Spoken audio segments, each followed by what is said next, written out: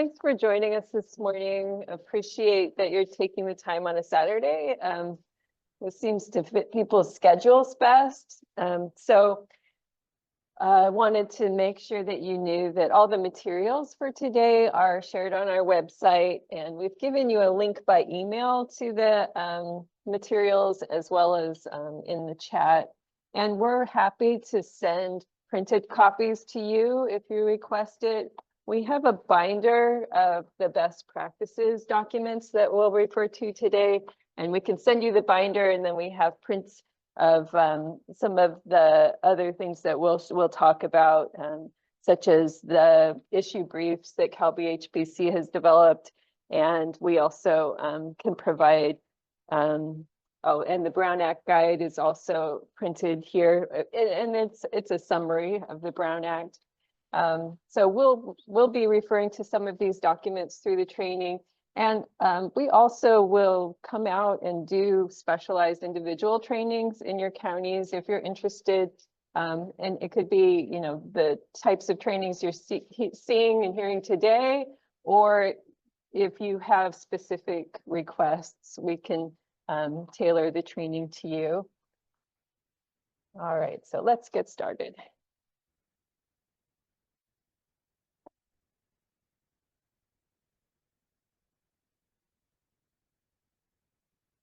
All right, so I'm going to remind everybody before we begin that we have changes to the Welfare and Institution Code that are effective January 1st that require a youth member who is either a person with lived experience of mental health conditions or substance use conditions.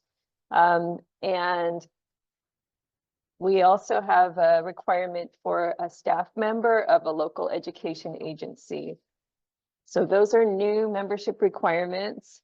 And then we also have just changes to the whole Welfare and Institution Code to include advisory work for substance use disorder. So that hits all of the categories within Welfare and Institution Code in terms of membership and duties and everything else. So this is incorporated into our materials now that we're sharing today. So the topics that we're going to cover are membership, meeting rules and conduct, duties and tools, the Behavioral Health Services Act in terms of your role as a board or commission member, and then we'll touch on how to, you know, some suggestions on reviewing and evaluating. And remember throughout all of this that you are experts in your own experience. We're just trying to provide more tools and education and training in order to help you. So in terms of the membership, it's become quite complicated. So we have put together a summary of what is required within membership, and then also what are the exceptions. And for those that have the best practices handbook in front of them, it's the last page of the handbook that has that summary. And we've also attached it to our Welfare and Institution Code documents that are on the website as a summary as well. So you can see exactly what the requirements are, because it is, it's 2 pages worth of code. So this is breaking it down. 50% of your membership must be consumers, which means people with lived experience, and that is of mental illness and or substance use. So a consumer is somebody that has in the past received services or is currently receiving services. Or family members. So a total of 50% of consumers or family members, and a minimum of 20% consumers and a minimum of 20% family members. So within this block, this 50% block, one person must be 25 years of age or younger. So they must have either had their own lived experience or they have a family member with lived experience. There must be one Board of Supervisor member. There must be one employee from a local education agency. And there must be one veteran or veteran advocate. And a veteran advocate can be a family member of a veteran. It could be somebody that is involved with veteran advocacy organizations. There is more detail on that, of course, in the Best Practices Guide and Welfare Institutions Code. You must reflect the diversity of the local client population within your membership. And I say must, but you do your best in order to fulfill this by being intentional when you're doing your recruitment. And the diverse membership should include ethnic, racial, cultural, LGBTQ+, and age.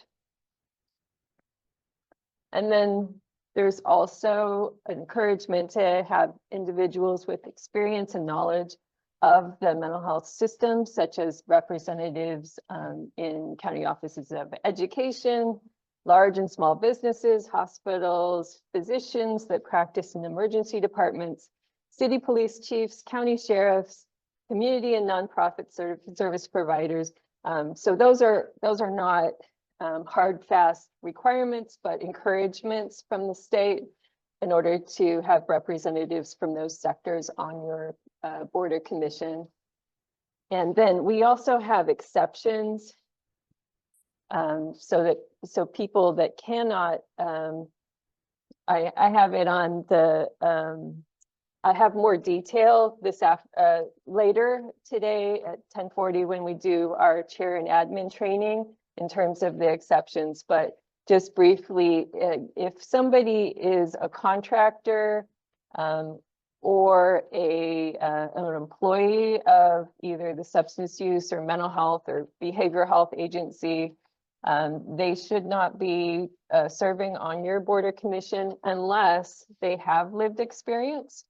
And there's an exception to that also. So even if they have lived experience, they cannot be like the executive director or in charge of financial or contractual matters for the organization. Okay, so we'll go over that again in the next training as well. We have a Brown Act guide that goes into open meeting rules. And I'm going to go through this more later today also in terms of what the Brown Act requires. But, basically you are there to be an open public board. You want to be open to the public, make sure that you are providing your agendas to the public 72 hours in advance for your regular meetings. You follow the agendas during the meetings. You make sure that the public has a chance to talk about the subject matter of your board or commission, which is behavioral health. Make sure that they have a chance to talk before or during the agenda items. And then there's a lot more, so we'll go through those later. All right, so conduct. We have suggestions for conduct, and we've come up with these based on what we've learned from the boards and commissions. And so let me just go through these. Active listening. And when we say active listening, we mean listen, listen, listen. Many of us have a habit of reacting instead of listening. So we're coming up with our own response instead of just listening. And you know that you're going to have more and more meetings. It's not just that moment in time that you need to respond. You need to let things soak in, listen, and then do some discerning and decide, what your next steps would be if you're going to work on an issue. Having members that react exactly at that moment doesn't usually help the meeting move along very well. Sometimes there is room for discussion, but especially when it's public comment time, listen, listen, listen. You should not be responding. Focus on issues. So when I say issues, I compare it to what I would call a problem. A problem is so big that you can't really work on it without breaking it down. Something like homelessness. You can't just go straight at homelessness and fix it. You have to break it down into parts and decide what area can you advise on in terms of increasing housing for people with behavioral health needs. So you might focus on something that our association has done is put together an issue brief on boarding cares, because we see that as an aspect of homelessness, that a lot of boarding cares have been closing, a lot of people that have serious mental illness that are revolving between different housing and hospitalization, incarceration, and homelessness. They need a boarding care. They need that 24/7 support.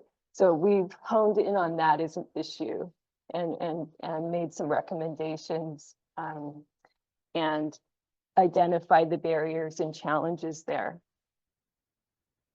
Person-first language. When we talk about people that have either substance use or mental health issues, we should remember that there's a lot to a person. That's one aspect of them. So we don't identify them as just somebody with mental illness, but we would say a person with mental illness. We don't say the mentally ill.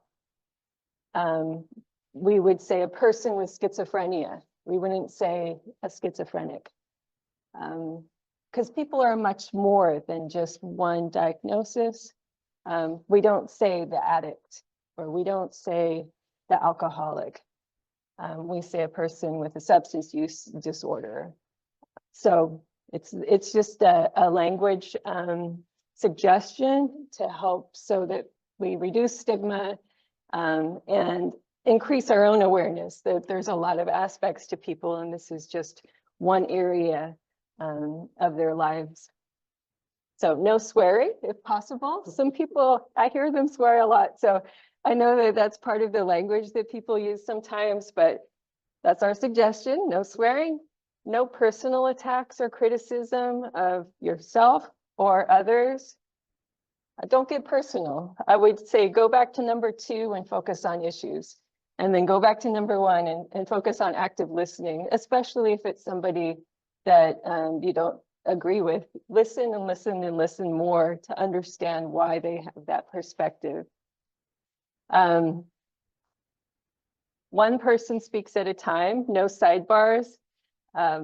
It's very distracting to the chair and to the speakers when that happens, even if people are whispering. It can be very distracting, and it can also be sometimes people feel like they're not being treated with dignity and respect when they see that happening. Keep comments short if possible. Do not monopolize, and limit acronyms. So even USA, that could be, what is it, underground service access.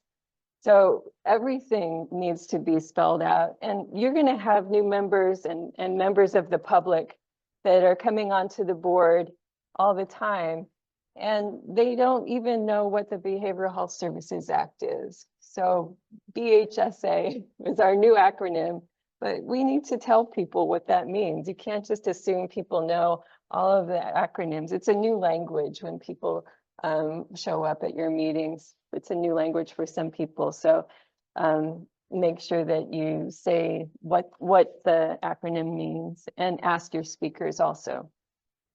And then silence cell phones if possible. I know some people have reasons that they need to check their cell phone. So it's okay, somebody just check their cell phone in the room. And but you know, it's distracting too, especially, you know, if somebody's looking at their cell phone when somebody's speaking. So wanted to point that out. Any questions on conduct? There's one expansion that Oh, wait, let's get you a microphone.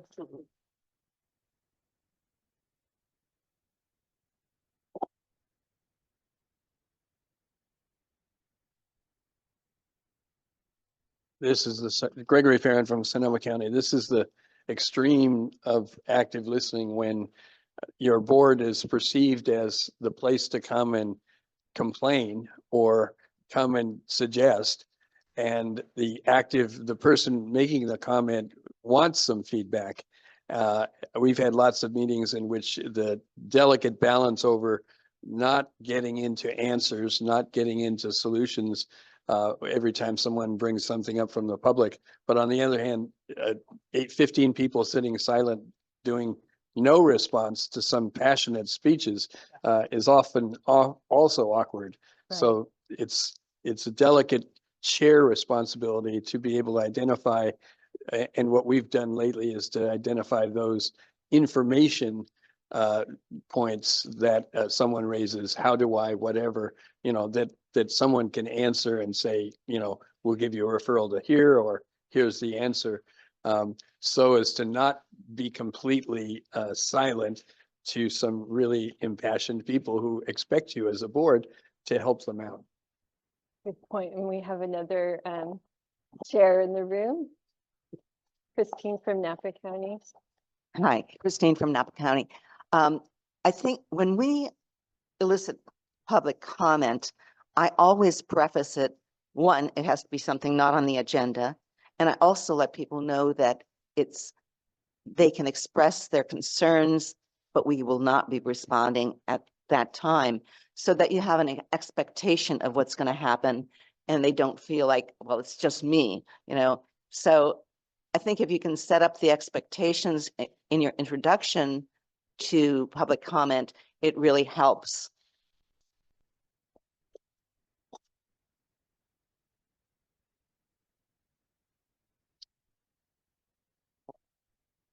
All right. Yeah, thanks for those. It is difficult. I've been to some meetings where things have erupted. And part of it has been when the chair responds. And so, yeah, and we'll talk about this more during the next training also. But it's okay to refer to staff, and it's great when the staff will say something and say, follow up with me. I want your contact information. We will get you services, or whatever needs to be said, because they have that capacity and they have the ability to do that. The board and commission, you're advisory, so you're supposed to be listening and looking at the big system issues. If you're getting a lot of individuals, coming in with personal issues that you can see that there is a systemic problem, that's where you would be looking to advise.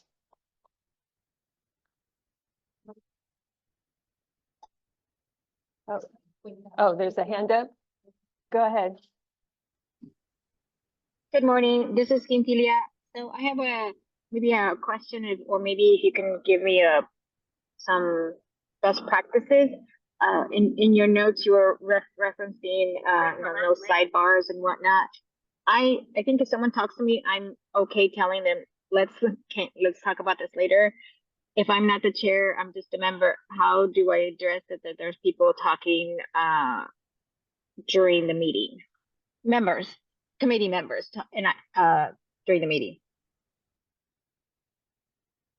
Right. It's better to be able to do it between meetings, to talk to people instead of calling them out during the meeting. But if you have to, you might just remind them during the meeting that you're the chair, you need, no sidebars. Do you think that would be effective for you? Oh, I'm not the chair. Oh, okay, you're not the chair. Okay. I'm not the chair. I'm just curious because I've seen it as a little bit of a practice, and I'm just wondering if there's something that y'all have done that worked. But speaking to them after is probably the best thing. Thank you. Right. Yeah, sometimes, and yeah, we'll talk more. We're getting kind of into some of the other training that we have later today, but a chair can do a lot between meetings to help with the behavior during the meeting. So, they could be making phone calls to members that have, maybe been monopolizing conversation, and, just taking time with them outside of the meeting to understand what's going on, so that they won't feel like they need to do that and reminding people, and, you know, trainings can be helpful. Making sure that people have trainings, that they've seen this kind of conduct list is helpful. And some boards and commissions also will read out conduct list also before the meeting starts to remind their members. Oh, and I wanted to go back to that other question too about, you know, when the public wants an answer right then, when they come to to speak to the board or commission, that I think maybe Christine and Gregory might have pointed this out, but if you talk to the public before public comment and let them know that you, by law, should not be responding to their comments, that would be helpful. So that they understand what your capacity is, that you're able to listen to them. You might ask a question for clarification, and that's okay, but that's about the limit. Caitlin? Kaylin, yes. I'm sorry, could you repeat that when we are not able to respond? I just want to make sure I fully understand. Right, so with the Brown Act, if it's not an agenda item, then you can't be discussing the item. It needs to be posted on your agenda for your board members to be able to discuss it. So when public comment is around any kind of general items that people bring up, it's not appropriate for your board members to be discussing those items. And especially if they're not on that agenda item, they should not be discussing it. It's good for the chair and maybe on your agenda itself to provide some information that the board or commission cannot respond to the public comment because of the Brown Act. Thank you. And I'm totally new. My first meeting was yesterday, so I'm fresh off the boat. So my question is, I feel like sometimes public comment can bring up important issues. So at that time, if clearly something is significant at that time, do we need to move to add it to another agenda? Or what can we do to make sure that it doesn't fall through the cracks? Right, yeah, take notes. As a member, take notes. And, you know, we like for the chair and executive committee members especially to take note and discuss it when they have an executive committee meeting. Not every county has an executive committee, but, you know, just tracking those topics and deciding, is this something that you need to maybe bring in speakers for, do a site visit for, or even do more research on, maybe have an ad hoc or work group that looks more closely at this topic. So we'll talk, about some of these things.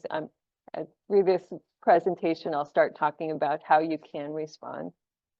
Thank you. All right, so this is the first duty according to California law. So there's Welfare and Institution Code that tells us what the duties are of the behavioral health boards and commissions. And so I'm going to go through each of the duties that are in California law. And these are, you know, we've kind of summarized them here and then put some tools on the slides to give you some ideas on how to do these duties.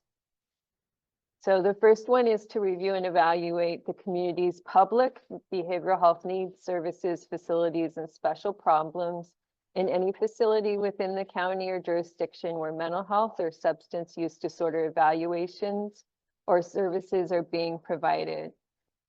So the tools that we would suggest would be speakers, panels, community forums. Panels can be really effective because when I say panel, a lot of times folks can bring in people from different agencies, different sectors. So say you were focused on children and youth, you could bring in people that work for the County Office of Education or for a high school or middle school or even elementary school.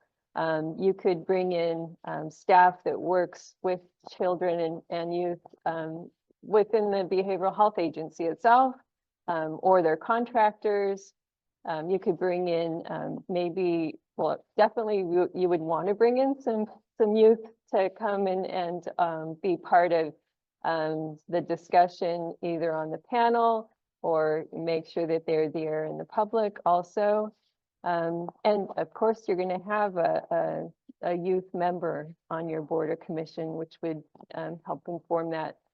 So, just bringing in folks from different sectors on a topic that intersects, it helps break down silos and it makes people more accountable too. Instead of pointing fingers at a different agency or organization saying, well, we can't do this because they're not doing this, put them all at the same table. And then community forums, that's a way that you can really go deeply into a topic. Maybe you could choose a topic that you're really interested in, a topic of focus for the year, and call it a community forum. And just really, you make it, if you're going to have a quorum of your members, make it as part of your meeting. But focus on that topic. Might be like employment for people with serious mental illness, and have presentations on what evidence-based practices there are for vocational services that are incorporated in your behavioral health offerings, and then open it up so you can hear from the public on their experience, and hear from providers on their experience too. Are they being paid? Are they, are they being included in contracts with the county? Are they able to include vocational services for wraparound? The second tool would be liaisons. So your committee members or your commission or board members could be attending other meetings. You could be going to like the housing committee or attending maybe NAMI meetings. And you could be representing, some of the recommendations that your board or commission have made to these other groups, and also listening in on their meetings and then reporting back to your board or commission regarding those issues. It's good to have the relationships with other commissions. Site visits, and we have in our best practices handbook suggestions for just the procedures for site visits, and even an observation form that you can share with whoever you're going to be visiting. You could share it in advance and then also use it during the site visit in order to have something that's really standard that you can, so that you're trusting your board members to have the same type of questions for every site that they visit. Ad hoc committees. An ad hoc committee is not subject to the Brown Act. Sometimes they're called work groups, and it must be less than a quorum of the members of your board or commission, and it must be a time-limited project. So we have a page, I think a couple pages in our best practices handbook that defines what an ad hoc committee is, so that you're staying within the law. We don't want you to not abide by the Brown Act, but this is a nice tool because if you are staying within the guidelines, it's okay not to post meetings, and it's okay to, meet as long as it's less than a quorum, and you've defined what, your objective is and how long you're planning to work on it.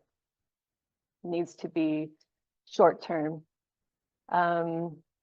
We even have a form that you can complete. So if a member, say, has an idea on what they really would like to research, they can submit that maybe to your executive committee and create that ad hoc, have the chair appoint a chair to the ad hoc and allow them to do that work. And then performance outcome data is another important tool. the behavioral health agencies are required by law to provide performance outcome data. And when I say performance outcome data, I'm talking about life outcomes of people that have received services. So there are things that they will track, and we'll go into this more on another slide, but things like reducing hospitalization, reducing homelessness, increasing employment, increasing school-based behavioral health. So maybe you would see that in improved attendance, improved wellness reported by the student or youth, or their family members or their teachers.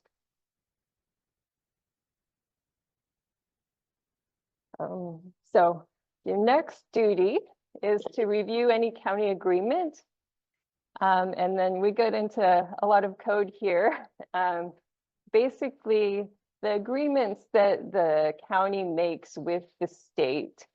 Let me look at the chat. Oh, the time limit for ad hoc committees. The law just says it must be short term. So it's kind of up to people's reason in terms of what short term means.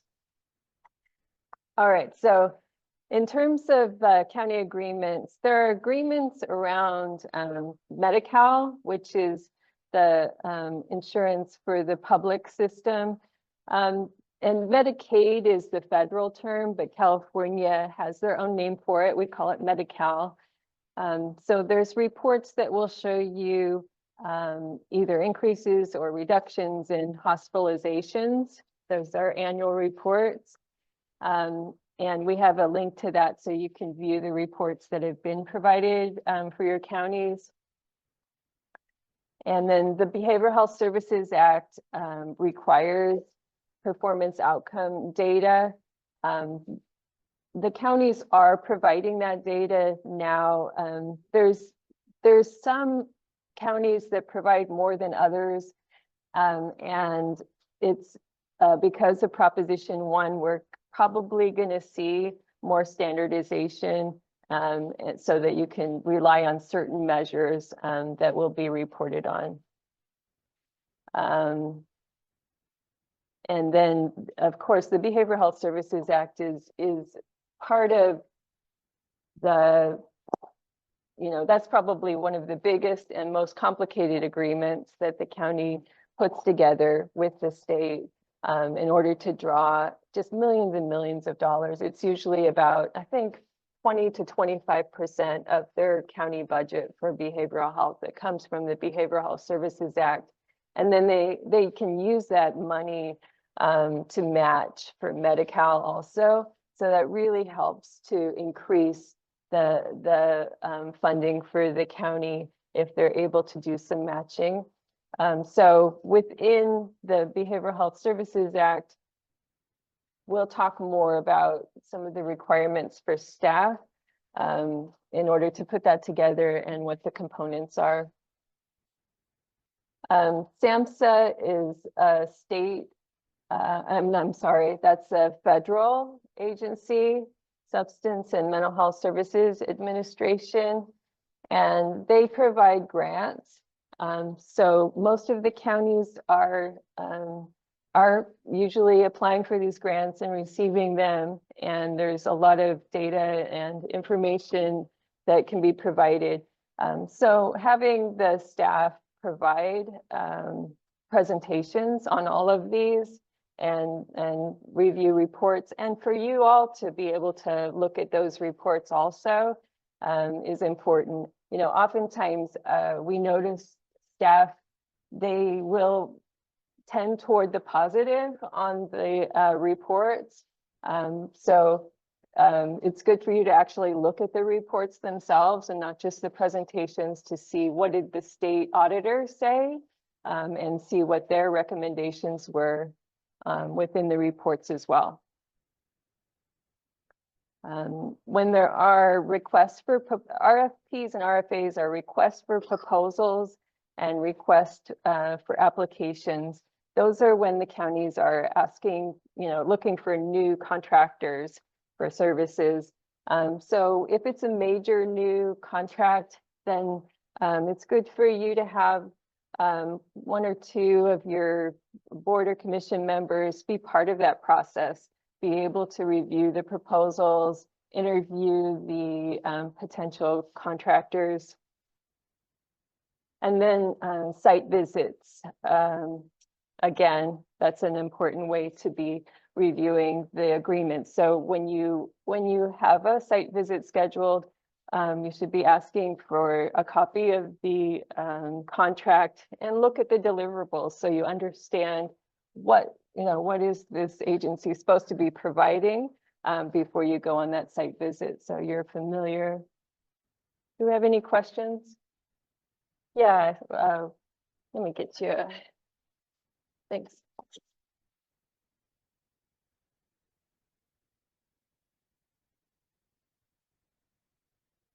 Warren Cushman, Alameda County. Oh, this way? Okay. Warren Cushman, Alameda County. One of the things that occurs to me is this is very busy. There is a lot to do on these boards. I mean, on my board, there are interests that prioritize certain things and other things may not get attention. And so I'm wondering, is there advice on how to prioritize? There's with all these new laws and requirements coming in, it's even more of an issue. So how in the world do you prioritize all these different competing interests?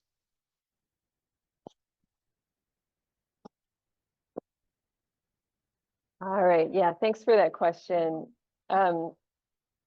We get that kind of question from boards and commissions, and it really depends on who your membership is and what they're really up for, where their energy is and what they would like to prioritize. Some of the work that you do is just, you need to show up for your meetings. You need to stay on agenda. The staff needs you there. You are important, and for them to be able to sign those contracts with the state and federal government, they need to be able to say, we reviewed this with the board or commission. So if you have your meeting, that is one way that they can say, yes, we did. So that's important, just to function, just to have a meeting, make sure you're abiding by the Brown Act and doing all the things that you're supposed to do. And then in terms of, this review work and advising work, that's going to be, as the year unfolds, you'll see areas where there's some gaps and barriers and challenges. So that's when you would say, okay, let's use this tool in order to make it happen. But it's always going to depend on who's your membership. Do you have people that want to step up and really look closely at something? Or is it just all that they can do to come to the meeting? And that's okay too. Did that help, Warren?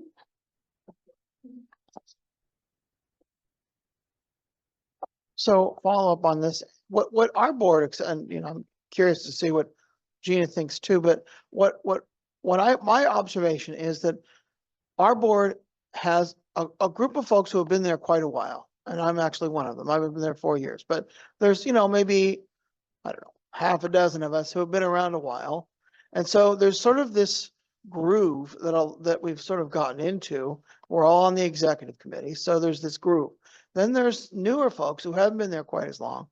And one of the questions is, how do we actually balance that out? Because the interests of folks who've been there a while obviously are going to get prioritized because A, we've been there long enough, and B, we've got a passion.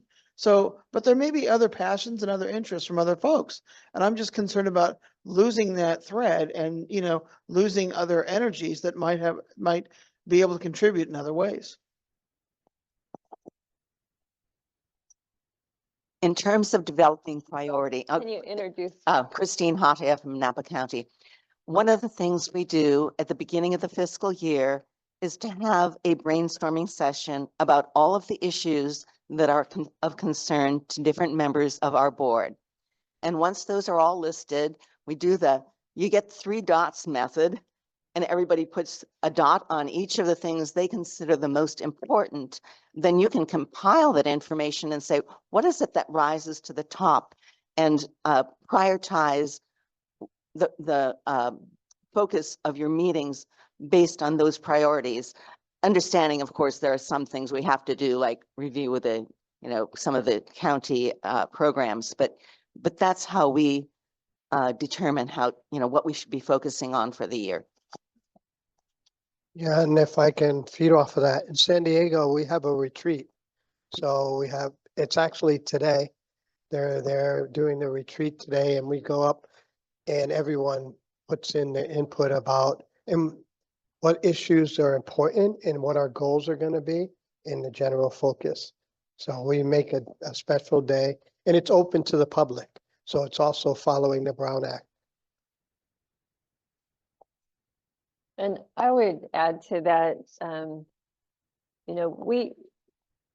it's good to have those goals and areas that you're going to look into more closely each year. But also it's always good to review what your duties are every year, just to remind the board and commission members every year when you do that. So wanted to mention that. And there will be members that might express a strong interest in an item, but if they don't have the energy to work on it, then that, as the chair of the commission or the executive committee, they might decide, well, we don't have the people to create an ad hoc, or, we don't have that. But they could actually, just keep it in mind for presentations that they put onto the agendas in coming months.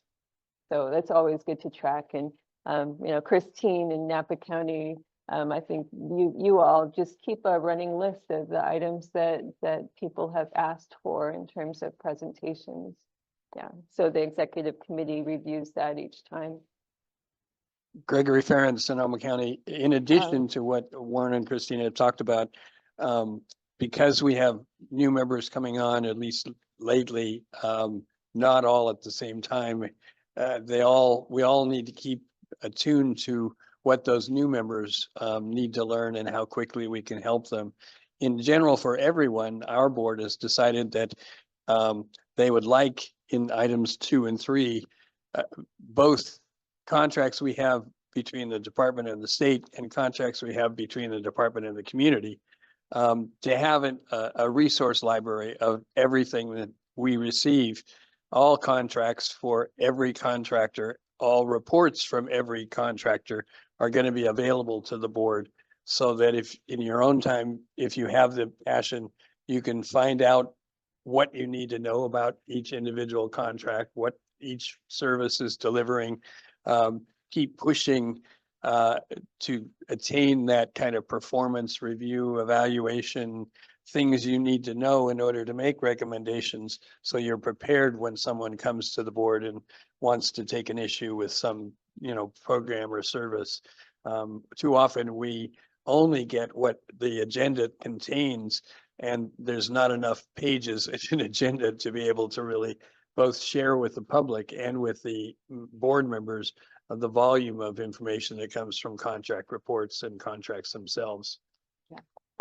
All right, thanks. Monica? Yes, good morning. I have a couple of comments about, in regard to membership, here in Berkeley, we're struggling to recruit members. And one of the problems is that this rule about just missing 2 meetings, then you get removed from the board. And so we've been trying to get the hybrid where you can do Zoom. We went during the pandemic, we had a lot of participation because of the Zoom, and now that they're requiring in person, our numbers are low. The other thing is that we have a representative from the city council that sits on our board, and the city council does hybrid meetings for the city council meetings. But we've had two, since my tenure, we've had two city council members on our board who never show up, never show up. We just got a new one. The past couple of months, she showed up once.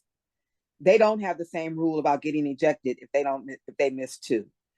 So to me, that impacts morale of the members who are taking the time, volunteering their time and showing up to these meetings. In regard to site, we've done site visits, and we've had an ongoing issue with one of the contractors for the SCU. And don't ask me what that acronym means, but it has to do with the CARES First, Jails Last type of program. And so we've been asking for the contract from and the training that goes on, and for months we've been asking for the stuff and haven't been getting it. We've gone through writing letters to the city auditor, the city manager. We've invited them as a panel to come and answer. They don't show up. And so, that's a problem. So actually, we're having a city council meeting on October 29th, and I plan to go. And, it may not be the approach other people would have, but I'm going to call these people out. Like, why, when we invite you to our meetings, you don't show up? But then they're all going to be at this city council meeting because it's some kind of big event. So that's, why I'm taking that opportunity to address why they don't respond to our calls to come and answer questions about, the services for the mental health community. Let's see. Yeah, so when you said ask about copies of contracts and the deliverables, we've been having a problem getting those things. That's the end of my comment. Okay, thank you, Monica. You had a few items and I've taken notes, so I'll follow up with you. Okay. All right, thanks. Thank you. All right, so the next duty is to advise the Board of Supervisors and the local behavioral health director regarding any aspect of the local behavioral health program. So we underline Board of Supervisors and local behavioral health director. It's both. So behavioral health director, a lot of what you're going to be doing is going to be with the behavioral health agency because they're providing the public services. But there's a lot of intersection with other areas in the community. So having that Board of Supervisors connection is important, and advising them. And there will be issues that you will advise them directly on as well. So just want to make sure it's both. Sometimes counties forget. Sometimes people think, oh, we're just advising the Board of Supervisors. They're the ones that appointed us. Actually, they've appointed you onto a behavioral health commission or board in order to be there to advise the behavioral health director as well. And so we have some advice for tools here, and there's going to be some overlap from other slides, I think. First off is just identify what do you want to advise about, so listening to public comment, reviewing performance outcome data, receiving presentations, and liaisons with other committees and commissions and groups. And then research. Once you've identified what you want to potentially make a recommendation on, figure out how to approach that. What would be the right way to research it? Do you want to maybe have 2 or 3 members that work together to do some research? Maybe have some research meetings. Maybe review some other community reports that might be helpful, or other state program, other county programs. Look at Calbi HBC issue briefs on that topic. Do some research. Or the chair should be meeting regularly with the behavioral health director. That's actually in the Welfare and Institution Code also. It's in California law that they should be meeting regularly. So that relationship is important, and it's good for them to be listening to the behavioral health director And then it's also good for them to be sharing with the behavioral health director what the priority issues are of the board and commission members, and asking, you know, for permission to have some help from staff if needed, to be referred to the right staff members to help them with the research that they're trying to do. And then site visits. And then once you've done the identifying and the research, then work together as a board or commission to advise. So whoever has done, you know, the 2 or 3 people that might have worked on an ad hoc, or maybe the chair, or people that have done the site visits, they could be drafting some recommendations for consideration. And then the first draft should go to the leadership of the board or commission to review and decide, is this something that we want to put on the agenda at our meeting, at our full meeting? And then if the board or commission votes on the recommendations, then the recommendation could be provided to either the board of supervisors, the behavioral health director, or both. Oftentimes, for the board of supervisors, putting the recommendations in your annual report is the proper way to provide that information to them. And then the behavioral health director actually must respond to recommendations if they're in regard to the Behavioral Health Services Act funded programs. They either have to implement your recommendations in the next year's, actually, I think now that the Behavioral Health Services Act is in place, it should be within the next 3-year plan that your recommendations must be implemented, or they must explain why they didn't. And they must explain that to both the Board of Supervisors and to the Department of Healthcare Services for California. And this is on another slide too, so we'll go through this again. All right, so the next duty is to review and approve the procedures used to ensure citizen and professional involvement at all stages of the planning process. So making sure that the public has been listened to or is being listened to, and that there are good procedures in place in order to listen to the public. And we're not just talking about the people that always show up. We're talking about the people that don't show up, the people that are not involved, finding ways for the staff to engage those people.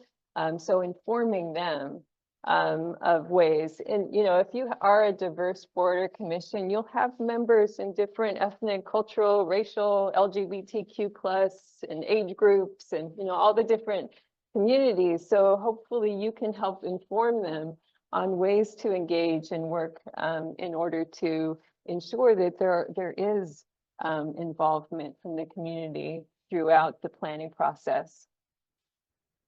So boarding, also, of course, your own meetings, you want to publicize them, make sure the public knows that you exist, and provide topics that are of interest. So you could be, if you've chosen a speaker in a specific sector, say children and youth, you could reach out to groups that you know would be interested in that topic, so that they would show up and provide public comment.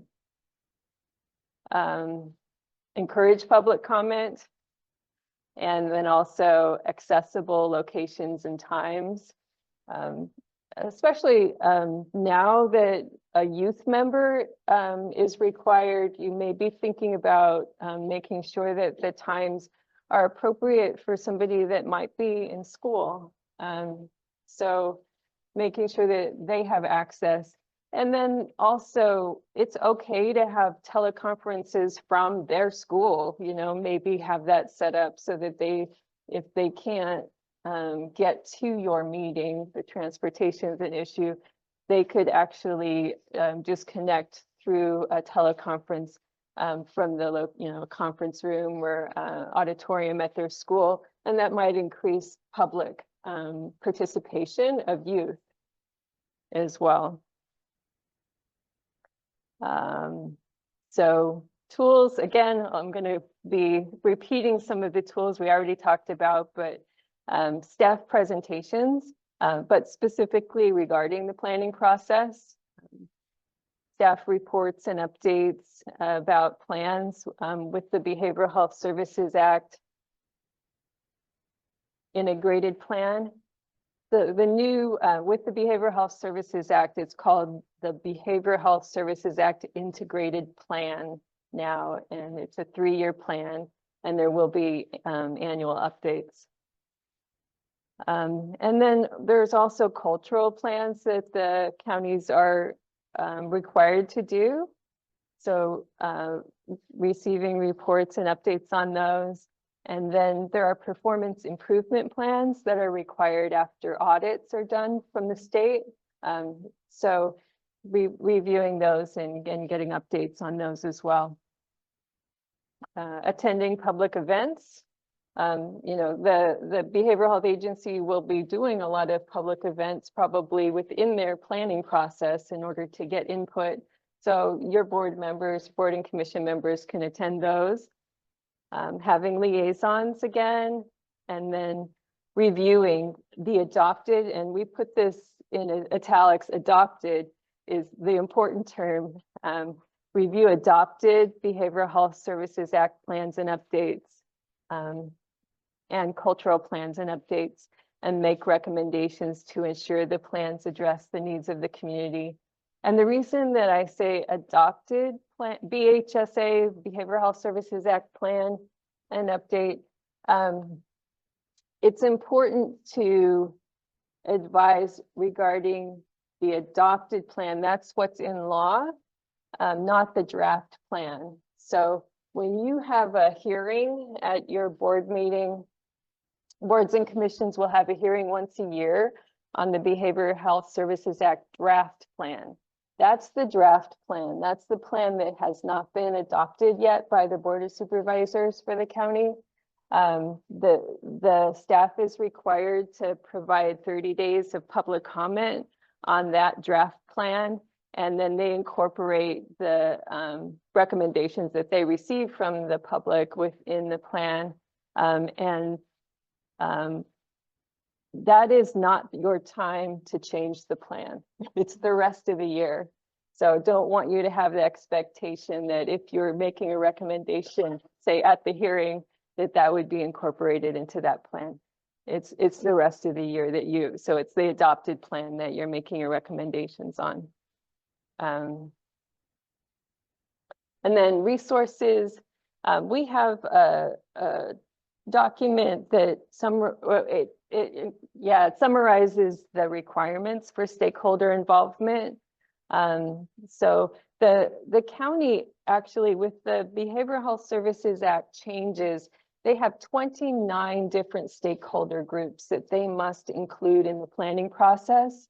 So we have a document, it's in the best practices, I think page 16, that goes through all of the required stakeholder groups.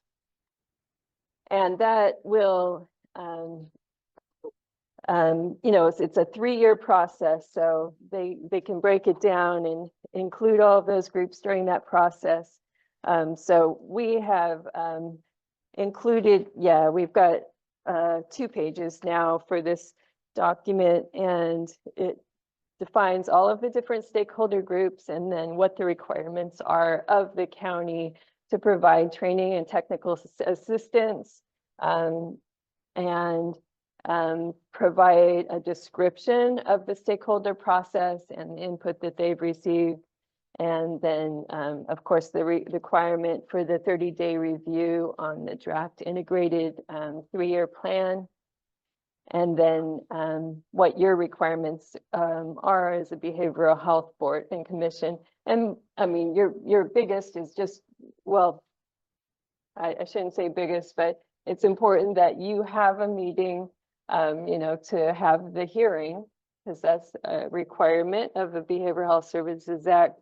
But of course, you know, reviewing and approving the procedures. The slide that we're on right now is important so that you are making sure that the public is involved in this planning process. Oh, yeah, there's a question in the room.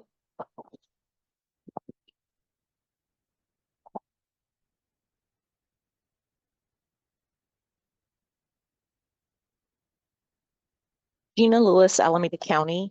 My question, when we talk about the stakeholders group, are we talking about the CPP or the community planning process stakeholders?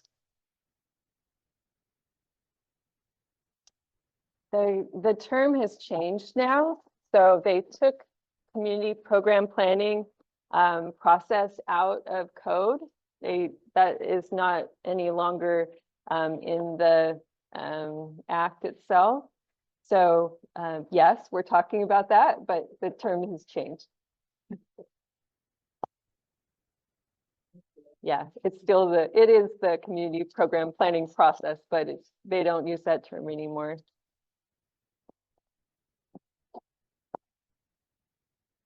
I had a question earlier. I mentioned, so Glenn Turner asked, so teleconnecting is permitted for meetings? It is permitted, yes. And we'll go through this a little more later, but in the Brown Act, you can do a teleconference as long as you provide the address from which you are teleconferencing from. And you do the posting for that teleconference address and are accessible to the public. So it would be fine for a student at a high school. They could, it's a public kind of forum. So they could have that address provided on the agenda. It would be accessible to the public and it would be fine. And they're teleconferencing with the group, maybe that's at the Behavioral Health Agency meeting. And that is fine. That has been in code for a long, long time and hasn't changed. Yeah, there's another question in the room.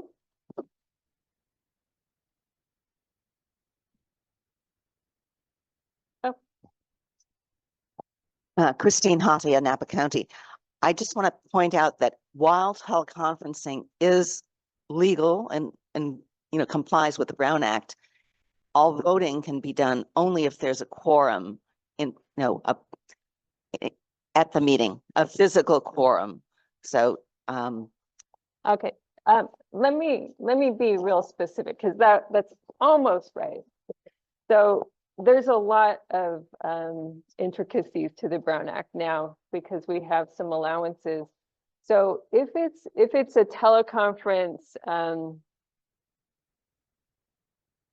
you have to have, if somebody's connecting from teleconference and they don't have any specific allowances from the Brown Act, like for special circumstances or anything like that, there just needs to be a quorum of members in the county. In the county itself. There needs to be a quorum of members in the county. So they could be a quorum that's at that high school or at the Behavioral Health Agency. It just needs to be a quorum in the county for a regular teleconference if they're posted. You have to have those addresses posted. But if there's a special exception where somebody is attending that they don't have their address posted, then there must be a quorum in person at one location. So it's complicated. So Yeah. if I understand it correct, this is Bill Stewart from San Diego. That site becomes an official site when you have, it's open to the public and you have it on your agenda, it becomes an official site. So it adds to the quorum. And then when it's. If it's in the county, yeah, if it's yes. in the county. Thank you. Gina Lewis, Alameda County. I also want to follow up on that. Is it still or let me just ask this way. For a person attending from their home or another private residence, is there a requirement that that address also be posted? And then secondly, if Joe Blow neighbor knocks on that door and asks to attend the meeting at that house, are they still, should they be allowed in to attend? All right, so yes and no, both. So there's exceptions. So let me start without the exceptions. Just in the regular Brown Act, without the allowances and exceptions part, if the behavioral health board member has their address posted on the agenda, and they've made this accessible to the public at that location. So they're posting their agenda on the outside of their house, for example. And, you know, they have to abide by the posting requirements, the agenda posting requirements, in order for this to be okay. They could be in Hawaii at a hotel. They don't have to be at their house. And they have to put it on the outside of their hotel room and make it accessible to the public. That's the way it reads. So that's without any, but there are some allowances. So for people that have a disability, they don't have to. They can just, they don't have to post their physical address, and they can be part of the quorum, and they're okay. That was just a new ruling that happened.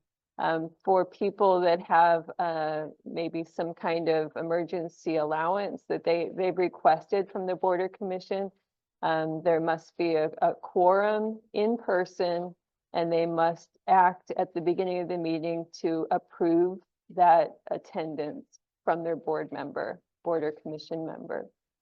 So it could be like some kind of emergency kind of allowance, like say they have COVID. If they don't want to come in, they're still able to participate in the meeting, but they don't want to get people sick. Or maybe they have a just cause allowance, which is they need to care for a family member. So they're teleconferencing from home. So there's some allowances there. Oh, yeah, if there's an allowance like that or a disability, no public access is required. But there is public access required normally but you know, that's when they've posted their address, they have to make it accessible. They have to allow public comment, just like in a meeting that's, you know, at another location. Yeah, and they have to have video and audio. Gina Lewis, follow up to that is I just wanted to bring that out and to have people start to think about what this really means. Yeah. So. Yeah, and some counties, they've been doing this for a long time. We have, you know, some huge land masses for counties, so they'll have multiple locations. You'll see a room, sometimes it's a room like this with just one person at the table. But, you know, they've posted it, it's there for the public if they want to come to that other location. And it makes it easier for that member, because for some counties, it's like 2 hours to get to a meeting. And then some people, we've had chairs that they open up their front yard. They're like, during COVID, we had somebody in San Joaquin who was the chair. She said, just come, you know, she posted it, she invited her neighbors, she got a lot of people to show up. They were out on her lawn and they all had their teleconference from there. Okay, so we're off topic again, but actually, I guess that's part of the topic is, you know, ensuring the involvement of the public, you know, having the spirit of making sure that the public is welcome and involved. Okay. Let's see if I can get my slide. There we go. Submit an annual report to the Board of Supervisors on the needs and performance. So this is a very simple requirement. Just submit an annual report. And the word is annual, so everybody should be doing it annually. and focus on the needs and performance. It could be one page that tells your recommendations for the year. Or, you know, the areas that you are concerned about in terms of the needs. And it could be highlighting some of the, you know, really successful performing programs, but also, you know, highlighting the ones that are not so successful, that need some work. So, you know, this is your opportunity to put your recommendations forward to the Board of Supervisors. And we have on our website some samples of other counties on how they've done their reports. And we even have a template too, if you want to use somebody else's. Review and make recommendations on applicants for the appointment of local behavioral health director. So just a reminder that you should be part of that process, and we have more information for you if that occurs. I'm glad to talk with you also about it. Review and comment on the county's performance outcome data and communicate findings to the California Behavioral Health Planning Council. For those of you that were here yesterday, Jenny Bayardo is the executive officer of the California Behavioral Health Planning Council. They're a different organization from CalBHBC. We have kind of close acronyms, but they're a state council that advises California's Department of Healthcare Services and the legislature. They're required by federal law to be in place, and we are required by statute. The boards and commissions are required to report to them the comments about their county's performance outcome data. So once a year, they ask the counties to fill out a survey that they develop, and they usually choose a topic and ask for information from the boards and commissions. And usually your staff would need to be helpful to you in order to fill those out.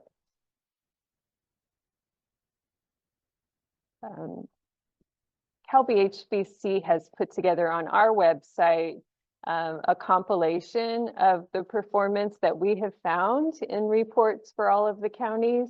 So we've gone through the Medi-Cal information as what on hospitalization and rehospitalization. And we've also gone through the Mental Health Services Act plans and updates, looking for performance outcome data because we know it's difficult to find and want to just highlight it for the counties. So we've put together this on our website, and I'll pull up our website so you can see it. Or I'll try to.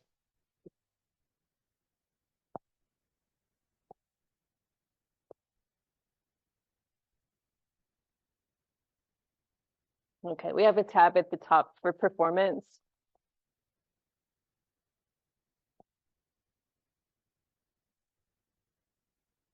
Looks like my Wi-Fi is going really slow.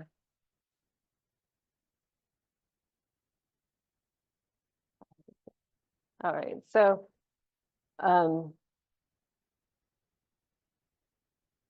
let's choose a county. Why don't we go for San Bernardino?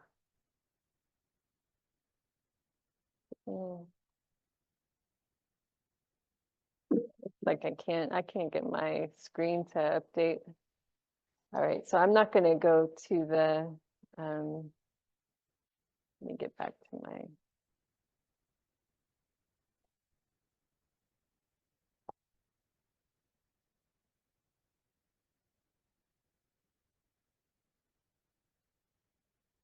Sorry, give me a moment for technical issues. Oh, San Bernardino came up. Okay. All right, so they have provided performance outcome data from their Mental Health Services Act in areas like children and youth and hospitalization, and the kind of reporting that they've done is like improvement in life functioning, school behaviors, improvement in family functioning, improvement in living situation. You know, oftentimes these kinds of, this information can come from, you know, asking people and their families, the students and their families, in order to find out, you know, self-reported wellness or wellness reported. And sometimes it's teachers also that would provide this information, or school counselors. And then let's see what else. Oh, hospitalization. You can see quite a bit of reduction in psychiatric hospitalization, and they've identified which programs and what the percentages are in reduction. So it really ranges here. So 58% reduction with their STAR program in San Bernardino County.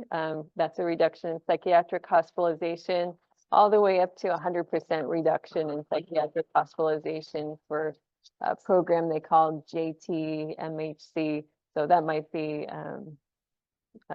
juvenile, maybe. Yeah, that's right.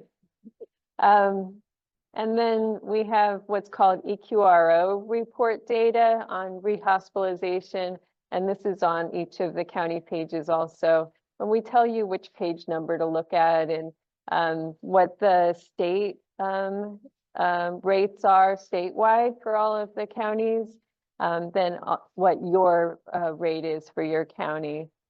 So this one, it looks like it's pretty close for 7-day post-psychiatric inpatient rehospitalization. San Bernardino was at 13%, and that compared with 12% statewide. Although, let's see, oh, that was in 2019. It changed quite a bit over the next couple of fiscal years. So in 2021, their 7-day post-psychiatric inpatient rehospitalization rate was 11%, and that compared with 24% statewide. So that could be kind of an indicator of the pandemic. But that was interesting that theirs was so low and the state was so high. And then they have the 30-day also in here. And I think there's probably newer data. It looks like we need to update this web page, but we go up to 2021. I think there's probably data up to 2023 now.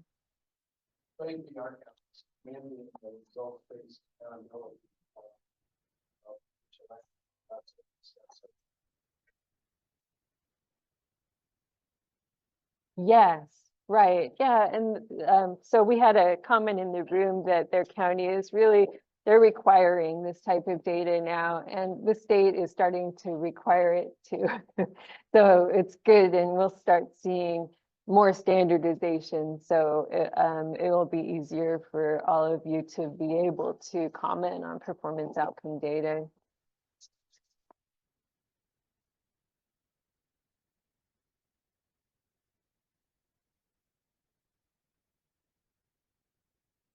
All right, so we'll wind up this training with what more do we have? So we went through 7 duties, and there's still more that we could have. Let me get my screen set up again.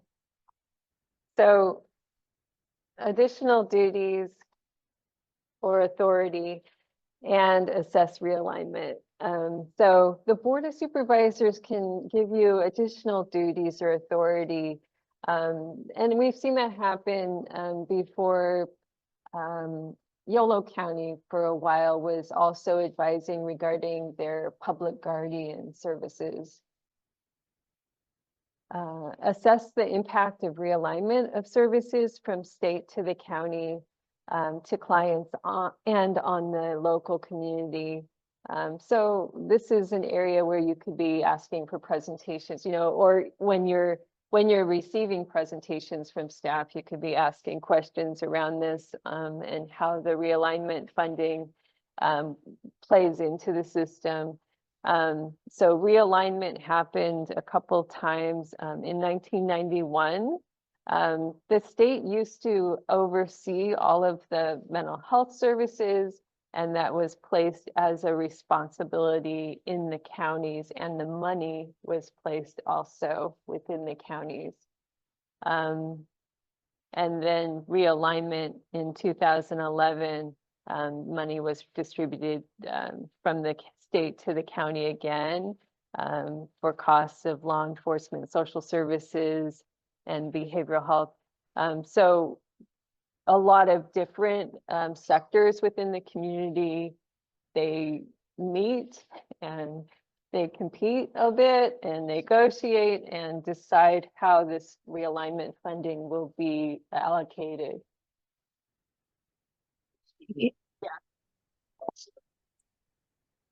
We don't have a mic on you. So the question was, is Proposition 1 a realignment tweak? Actually, realignment comes from other revenues. I think it's gasoline taxes. So it's not a realignment tweak.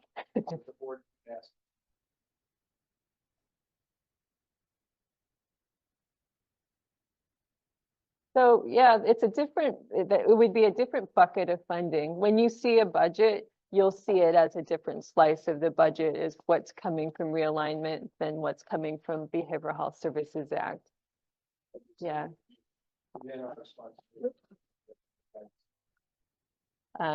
Right, yeah, the question was, yeah, is it in your responsibility to give advice? Yes, with the realignment. And, you know, just ask questions and, you know, it says assess realignment. So, you know, you need to be understanding how it plays out in the community. Yeah. Any other questions? All right. And then we'll go a little bit more into the Behavioral Health Services Act and the role of the Behavioral Health Board. We have definitions on pages 15 and 16 that they point out what the Board and Commission's role is and what the stakeholder involvement requirements are. So I talked a little bit about that before. There are 29 different stakeholder groups or categories that are required by staff in order to meet the requirements of the Behavioral Health Services Act statutes that are in California law. And it's the role of your board or commission to assure that those are happening and inform the staff so that they can do that effectively. And then review and advise. And if your board or commission votes on substantive recommendations, what that means is if it's going to be considered substantive, that means you've had a quorum you have a quorum at your meeting and your board or commission voted in favor of that recommendation. Then it becomes what's called substantive. And that's when the behavioral health director or staff, they need to respond by incorporating it into the next 3-year plan or update, or they need to explain why they didn't, both to the Board of Supervisors and to California's Department of Healthcare Services. So they have to incorporate those recommendations, or they need to explain why they did not. And then you conduct the Behavioral Health Services Act public hearings at the close of the 30-day public comment periods. Okay, and then this last slide just talks about how to review, I think it's the last, yeah, how to review and evaluate. And again, I'll remind you, and I want to make sure you all remember, you are experts in your own experience. You know, the boards and commissions hopefully have a lot of diversity on them, a lot of representation that can inform the behavioral health agencies and the Board of Supervisors based on your experience. But we call out some areas where you might want to reflect. So suggested areas would be, you know, looking at accessibility, our programs culturally relevant, Are they scaled to meet the needs of the community, the whole community? Are they integrated between sectors? And are they communicated? Do people know about them? Do they know where to call or what website to look at or how to connect? Do they even know where to walk in when they drive into a parking lot? Is there signage that allows them to find what they're looking for? Recommended practices. Is it client and family driven? Are peer providers included? Client and family members, are they treated with dignity and respect and included in decision making? Program leadership and staff should include people with lived experience and family members. And then we also have on our website a lot of definitions for you, so you can understand what are the evidence-based practices, what are trauma-informed practices, and then what are community-defined evidence practices, which that one is a newer category that is based on what kind of cultural or traditional practices do various diverse community groups have that they've found to help with behavioral wellness. And then sustainability, is the program financially viable? And, you know, do they have the resources that they need in order to function? And then workforce is a big part of sustainability as well. And we have an issue brief on that on our website. And then performance, looking at the performance of the program. All right, so that's the end. I have linked to a lot of the resources we talked about and more resources on our website here that you can go back to as well.